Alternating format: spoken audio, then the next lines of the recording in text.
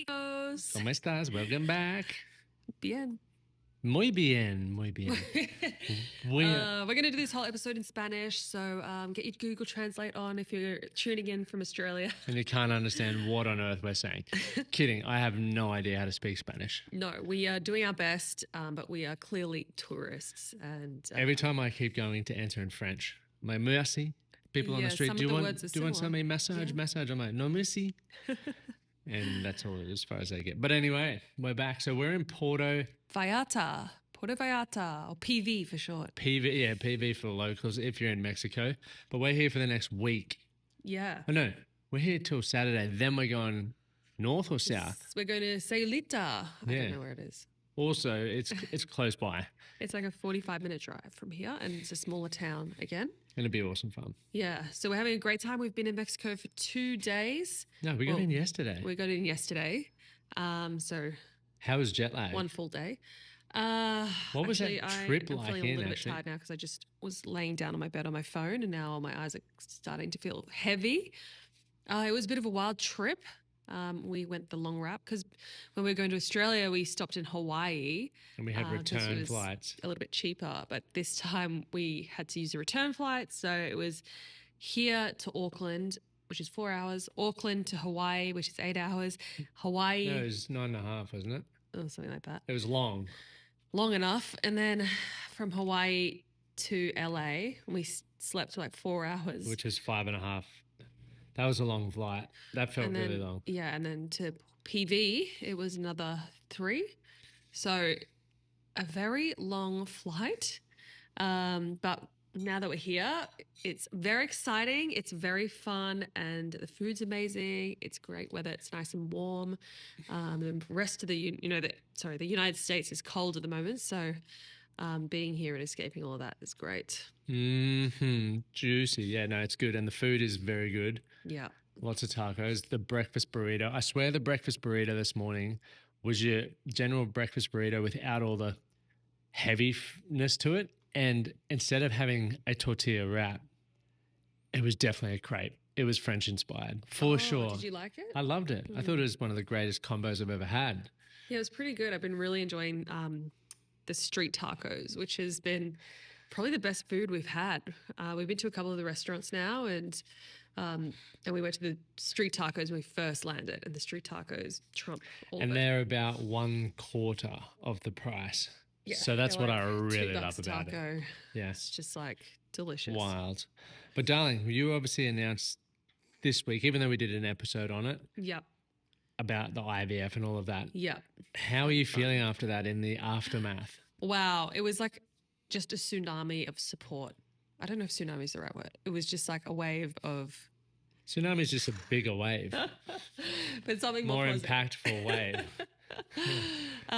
So much support and love, and I've actually found it really helpful speaking to other people who have gone through IVF or are doing IVF. I think which is a lot of people. A lot of people DM'd me because a lot of people are going through the struggle privately, which is totally acceptable and up to them. But it was nice of them to reach out and say, "Hey, like we're going through it. We haven't told our family yet, and I feel terrible." So I guess like a lot of those same emotions that I went through, and it's really nice to get that support from other people, and also offer a little bit of advice to other people about our experience. So how do you feel? I feel good I can talk to people because I've also had plenty of blokes reach out who've gone through it and who've had children or share their experience, and I'm like, I just feel good being able to talk about it. I didn't like, even though we spoke to each other about it, I didn't like bottling it up because I felt like every conversation when people would ask how you're doing, you're sort of lying. Yeah, I agree. Or like it feels keeping better it in being the able background. to talk about it. But it's just like hard telling people. Well, you definitely don't want to... I got sick of having to tell people individually, one after the other. And I think that's harder than just doing the post and like letting everyone know. Do you walk around now thinking, like especially in Brisbane, are you like walking around going, I wonder if they know now? Well, strategically, I did it just before we left. Oh, really? Yeah, because I just didn't want to go to the gym, and like that's our community of people that we see every day. Yeah. And I don't know, I just... So you're a daily gym goer, just dropping that. Yep. Those guns. Yeah, I just didn't want to be emotional at the gym.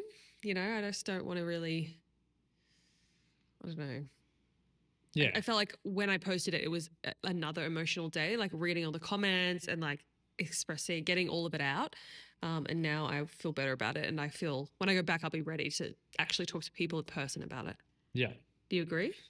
But yeah, because when I first announced it, I did go to the gym, but at a different, like in the afternoon when it was quiet. And I was like worried that people like Well, I went in with had you. seen the post. I went in with you, remember? Yeah. So everyone's probably like, oh, Did anyone say these anything? weirdos. No. Nah, no one said anything. Yeah. That I can remember. Nah, no one did.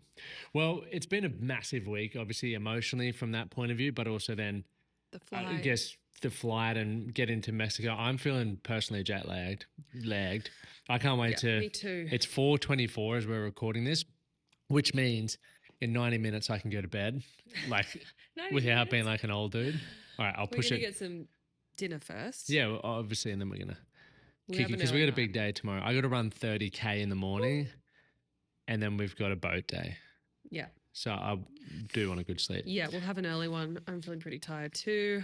Well, let's answer some of the questions. So, helping us get to know each other more. This week we're going to keep the theme around the IVF because last week was.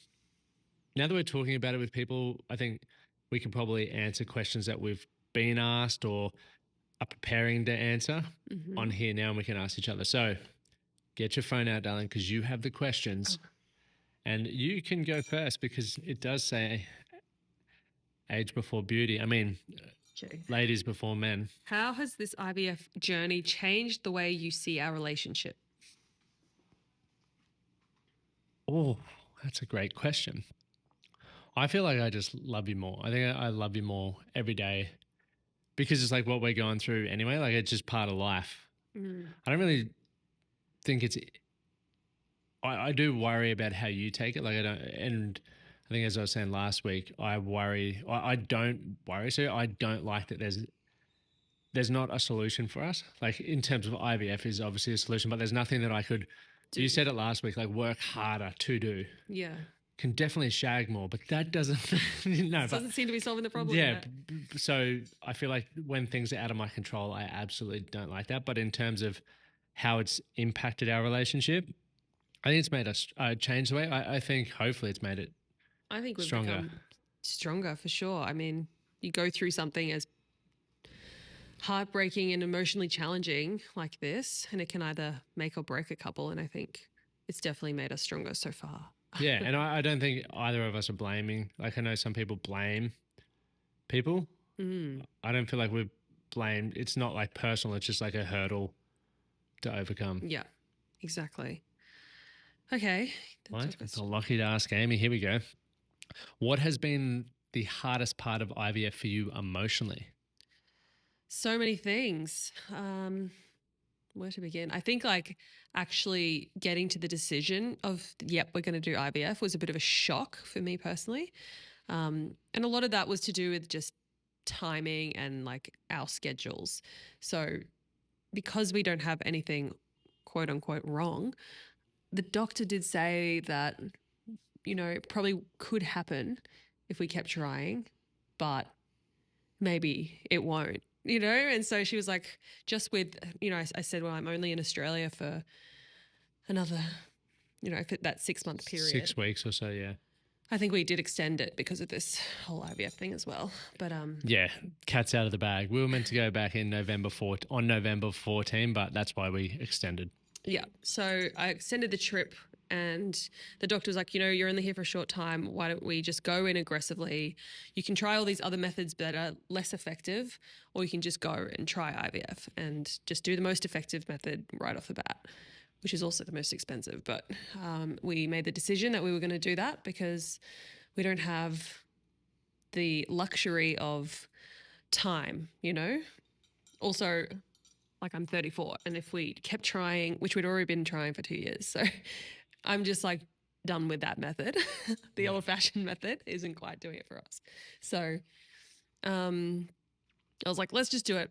But it was a bit of a shock when she sort of said, okay, we're going to do I think you should do IVF. I was like taking that in was a big one, and then having to like knowing that I had to explain that to everybody. was a hard one when they didn't even know we were trying. Yeah, I think one of the things I observe for you is like you like the element of surprise. Yeah. So not being able to have that surprise because now everyone knows. Yeah. Even though I think it will still be a surprise, it's just that people know we're trying. Yeah, I always just wanted to have that, I don't know, exciting, cute Instagram moment as well. Like, first of all, foremost, like surprising the family, but then also to like share it with all of you guys. And I always imagined it to be so different. But it still will be great. It will be, but I think it'll be different to how I originally wanted it. Well, We'll life see. doesn't go to plan. I think you'll still make it cool. It never does, especially for me for some reason. Yeah. Oh, well. Anything like any Because you're a way you resilient imagine- motherfucker. If you imagine life a certain way, just like don't, because Don't listen to Amy today. That's not a good that's message. like everyone's like, I hear my friends talking about birth plans and like, oh, what's your plan? And for me, I think, what's the point of having a birth plan? It's not going to go that way. Yeah. I think for people, it's just peace of mind. I think that's why we always have relative plans for peace of mind. But you're on to the next question. Okay. How do you think going through IVF has made? Oh, we already asked that. I'm going to the next question. If you could turn any part of the IVF process into a comedy sketch, what would it be about? Probably what I said last week. No, I've got one. Can I answer it? Yeah, This is Amy can actually answer. one of your questions. I'm reading your questions. What are you doing, bro? All right, I'm answering this question because I have an answer. Yeah. And it would be that we go through this IVF process, pay all this money, all this heartache, and then we fall pregnant here in Mexico. Wait, so we're trying in Mexico? Well, it's already too late, so it probably would happen. Boom. I'm making a comedy sketch. So, and then turns out it's quadruplets. No, it's octuplets, and I become the next octo mum. Well, let's hope that is just a comedy sketch. Yeah. That would be freaking wild. That would be insanely wild. All right. Well, Amy, if you could now ask me one again, we'll start here. Number 2 there. I can't read. What's one piece of advice you'd give someone just starting IVF? Support your wife. That's all I've got to say. I think talk about it with, you don't have to put it on social media, but I said this last week. I always find talking about things helps massively. Otherwise you like bottle it up and then your head overthinks things. And then I, get frustrated or resentful. And then that can. And you also have to like come up with so many lies, like why you have to leave, especially when we're under one roof in the Shepherd house. There's no secrets. So it's like, what appointment are you going to? Yeah. How long will you be? And Amy's leaving Mexico early as well. Yeah, I have to leave Mexico early for an appointment. So there's just no hiding it. Yeah, none at all. My turn. You've already answered that one. What's something unexpected you've learned about me during this process? I like this question. Something unexpected? Yeah. That you were able to come in a cup. I didn't think I was that accurate. Like, that's pretty wild. Like, if you look at a cup, that's like shooting a 3-pointer. Oh my God. It's like the funniest part. I guess there's not a lot of humor in IVF, but that's one thing you can laugh about. Yeah, at my expense. I had to go through that. That was brutal. I'm kidding. All right. If you could design the perfect relaxation day for us during this process, what would it look like? Oh, it would be waking up in like a staycation somewhere, going for a nice like swim. Let's say it's coastal, going for a swim at the beach, having a lovely brunch, and then having a day spa, like the 2-hour massage, not just a 30-minute, 2-hour couples massage. And maybe they go on to like scrub your body and, wipe you down with hot towels. That's what else like Porto Vallarta, you don't want to get a massage. There's a few interesting massage parlors about. They're literally like, it feels like you're in Thailand where I'm worried I would not be able to relax here getting a massage because I'd be waiting for a little surprise. Little surprise. And I don't particularly want a little surprise. So I'm going to ask 2 in a row because you did as well, because I like this next one. What's something, hold on. Oh, damn it. I was reading your question. I thought it was a good one. How has our support system, friends, family, played a role in this journey? I think now that they're allowed to support us, they've been incredible. I think, I just don't know how we would ever do it without them, really, now that they're here on the journey. Good. And I just think also, like, all of our fans and followers have been amazing. And yeah, that's something that's really helped me through. Love it. I got one more because I'm on a roll with questions. Greedy. What's the weirdest or funniest thing you've Googled during this IVF journey? And I assume that means like around IVF, not just random shit. Oh, I don't know. There's so many things. I'm always Googling about IVF. Just trying to think off the top of my head. Weirdest things. I've Googled a lot about like terminology, because they tell you, and you like, I learned it in biology class, but you like, what's a blastocyst, and like what days you have to get scans, and there's so much to learn. Okay, but the funniest thing, I don't know. Nothing's Amy funny just about it. was resorting. She just was Google for a moment. What have you Googled? I haven't Googled anything. Oh my God. All I do is IVF research. Yeah, but you like, we'll get into bed and then you'll sort of give me a bit of a rundown occasionally. Yeah. I don't know. There's not much of like, once again, I can learn for support, and I read all the stuff when we went into the meetings and everything like that, but You did the injections. Yeah, I did the injections, but I read about the things that I was needed to do, but other things I'm not just like curious about it, to be honest. Yeah. Where I was like more Googling how to come in a cup and things like that. Did you Google? No, I just wrote. That's enough. Let's move on to your Reddit story. I've got it up for you. I think we should definitely move on. Okay. So this Reddit story is also related to IVF, seeing as we're on the topic. It says, my fiance states he would divorce me if we couldn't have children, and I don't know what to think. My boyfriend and I recently got engaged. We've had our ups and downs, but for the most part, we are on the same page with what we want in our life. Both of us hold successful careers, and we also want to be present, dedicated parents. We are in complete agreement that we want at least 2 biological children. Neither of us are open to sperm, egg donors, surrogacy, and adoption. IVF is fine.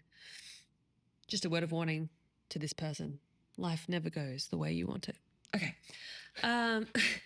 We have had several discussions where my partner states that if we try to have children, it doesn't happen in a timely manner, 1 to 2 years, he would divorce me and find a younger woman who could fulfill his dreams of being a father.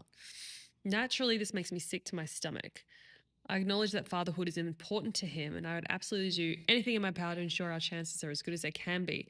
But if fate sees fit to not give us children despite our best efforts, it would feel horrible to be discarded. I feel like I'm about to marry someone who values me just for my uterus and what that part of my anatomy can provide him.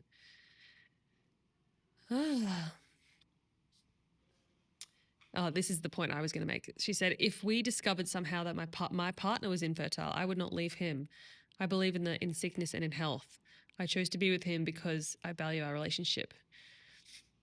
And she goes on and on. Yeah. But thoughts? Well, first thoughts is I'm with her through thickness and I think like you get it. I even if we have kids, I still think you'd put the relationship first, as much as that sounds selfish. Like, I think I married you for you, not just to have kids. Like, that would be the cherry on top. So regardless of which way it goes, it's like, I still love you and I still have fun with that. Like, yeah.